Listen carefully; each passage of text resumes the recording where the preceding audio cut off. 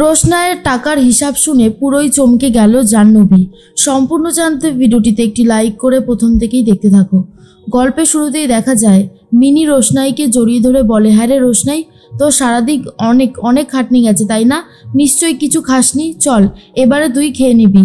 জানিস তো আমার মাও আমাকে এখনো খেতে দেয়নি, বলল তুই আসবি আমাদের দুজনকে একসাথে খেতে দেবে।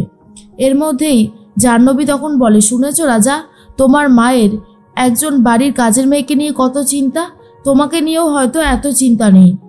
এর মধ্যেই তখনই তনুশ্রী এসে বলে, কি হচ্ছেটা কি এখানে, এত জোরে জোরে কথা বলছোই বা কেন? জাহ্নবী কি হলো? জাহ্নবী তখন বলে, কি আর হবে মেজমা, এই যে এখানে আমাদের মিনি এমন এমন কিছু কথা বলছে না, শুনলে রাগ হয়ে যাচ্ছে। তখনই তনুশ্রী বলে, আরে বাবা হয়েছেটা কি, তুমি বলছো না কেন? তখনই জাহ্নবী বলে, কি আর বলবো, এই যে আমাদের রোশনাই বড় একটা ডিউটি সেরে চলে এসেছে। আর তখনই তনুশ্রী বলে, শোনো রোশনাই, তোমার মতন এইরকমভাবে আমার বৌমা অনেক অনেক জিনিস সামলে দিয়েছে, অনেক অ্যাডভার্টাইজমেন্ট করেছে, তাই আমাকে আর এসব বোঝাতে এসো না। ছোটু তখন বলে, মেজ বৌদি তোমাকে কি বোঝাবে রোশনাই, জানো আমি বলছি শোনো, আজকে রোশনাইয়ের জন্য কত কিছু অ্যারেঞ্জমেন্ট করেছিল ওরা, কত ভালো ভালো খাবার দাবার, আর তারপরে কতগুলো মেকআপ আর্টিস্ট এসেছিল। উফ, ওদের খাতির যত্নই আলাদা, আমার কিন্তু খুব ভালো লেগেছে। তনুশ্রী বলে, আমি বুঝতে পারছি ছোটু, তুমি এইসব কোনোদিন হয়তো দেখোনি, কিন্তু আমি দেখেছি। আমার বৌমা গরিমা, ও কিন্তু এসবেই অভ্যস্ত।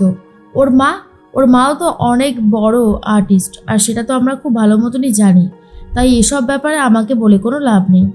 রোশনাই তো এগুলো কোনোদিন দেখেনি, আমার মনে হয় রোশনাই বরং দেখুক, জানুক। আর তার মধ্যেই মিনি বলে, হ্যাঁ রে রোশনাই, তুই অনেক টাকা পেয়েছিস বল। এই রোশনাই, তুই আমাকে একটা লজেন্স কিনে দিবি রে। রোশনাই বলে, কেন দেব না, তুমি চেয়েছো আর আমি দেব না, সেটা কি হতে পারে? আমি তো কোনোদিনও কাউকে কিছু দেইনি, তাই ভাবছি এবারে সবাইকে কিছু না কিছু দেব। জাহ্নবী বলে, তা তুমি কত টাকা পেলে?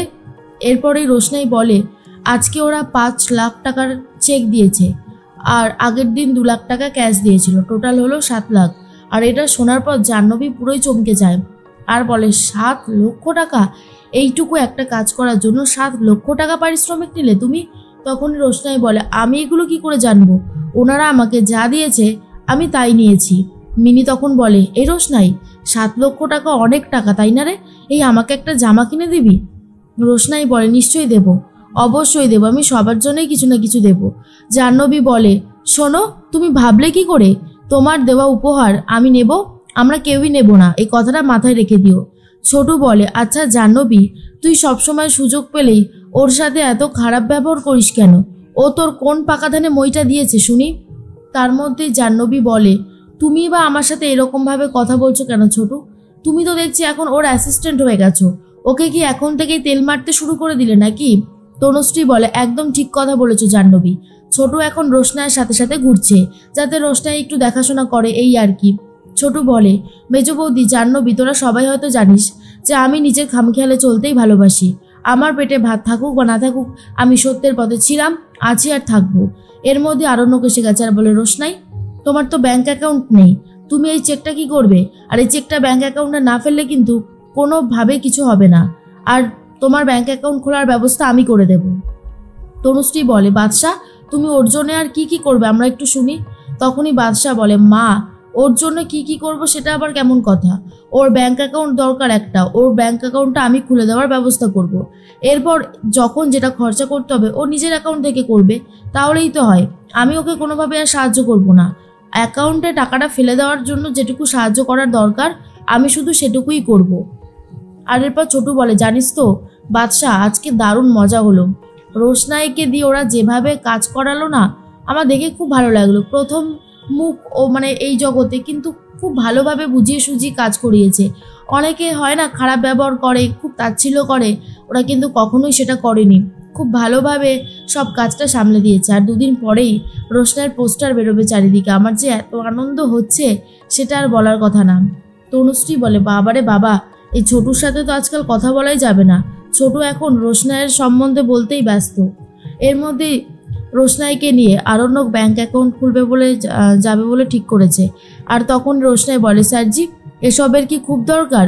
আরণ্যক তখন বলে, আরে বাবা, এসব যদি তুমি না করো তাহলে টাকাটাও তুমি পাবে না, আর এই রকম ভাবে ক্যাশ ঘরে রাখা যায় না, চলো।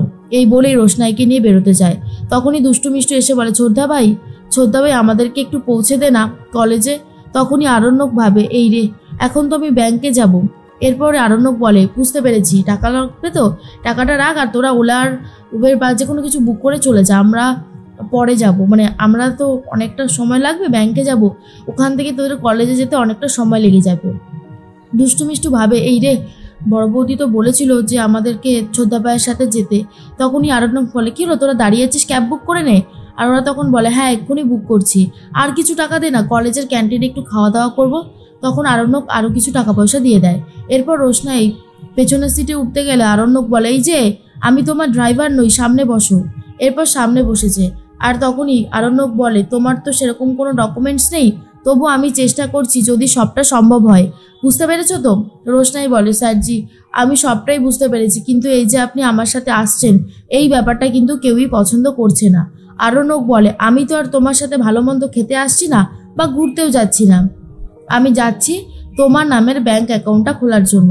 আর শোনো, এত ভয় পাচ্ছ কেন তুমি সব কিছুতে? এবার থেকে দেখবে তোমার জীবনটা বদলে যেতে শুরু করেছে। এ তো সবে শুরু, তারপর দেখোই না কি হয়। যখন বেরোবে এই অ্যাডভার্টাইজমেন্টটা, ছবিগুলো, তখন থেকেই দেখবে তোমার লাইফটা কেমনভাবে বদলে যাচ্ছে।